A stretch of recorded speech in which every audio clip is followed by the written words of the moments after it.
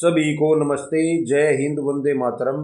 जैसा कि हम समय समय पर आपको बताते रहते हैं, जो ये हमारा देश भारत है, ये देश भक्तों और बलिदानियों का देश है, साधु संतों और ऋषि मुनियों का देश है, महापुरुषों और श्री राम कृष्ण का देश है।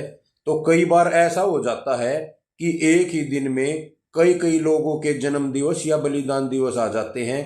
तो ऐसी स्थिति में हम एक ही के विषय में वीडियो बनाकर डालते हैं। इसी कड़ी में हमने कल वीडियो डाली थी चौधरी छोटू राम के बारे में। आज हम बात करेंगे राजा नार सिंह के बारे में। ये पुत्र मानव मेरे साथ बैठा हुआ है, ये कहने लगा कि राजा नार सिंह के बारे में बताओ पिताश्री। तो आज उनके बारे में बात करते हैं। जो राजा नार सिंह थे, उनका 9 जनवरी को बलिदान दिवस था, पर कल हम बता नहीं पाए थे। कल चौधरी छोटू राम जी के बारे में बताया था। जो राजा नार सिंह हैं, जब उनकी आयु 5 वर्ष की थी तो उनके पिता की मृत्यु हो जाती है।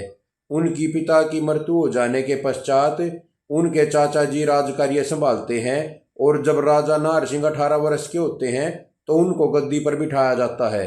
तब तक जो राजा नार सिंह एक कुशल योद्धा बन चुके होते हैं, क्योंकि बचपन से ही उन्होंने सारी अपनी युद्ध नीति सीखना शुरू कर दिया था। तलवारबाजी में विशेष रुचि थी उनकी, बड़े बढ़िया योद्धा थे।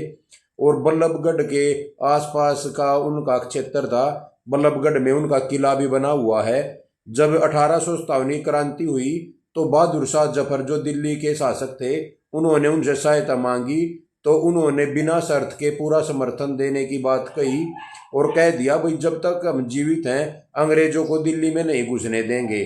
और 134 दिन तक लगातार अंग्रेजों से लोहा लेते रहे और उनको दिल्ली में घुसने तक नहीं दिया। एक दिन अंग्रेज क्या करते हैं, एक षड्यंत्र रचते हैं और झूठ बोलकर बातचीत करने के बहाने राजा नार सिंह को अपने पास बुला लेते हैं और खजाना लूटने का झूठा इल्जाम लगाकर उन्हें गिरफ्तार कर लेते हैं।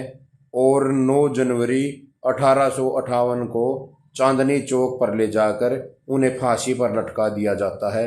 इस प्रकार जो राजा नार सिंह अपने प्राणों का बलिदान दे जाते हैं।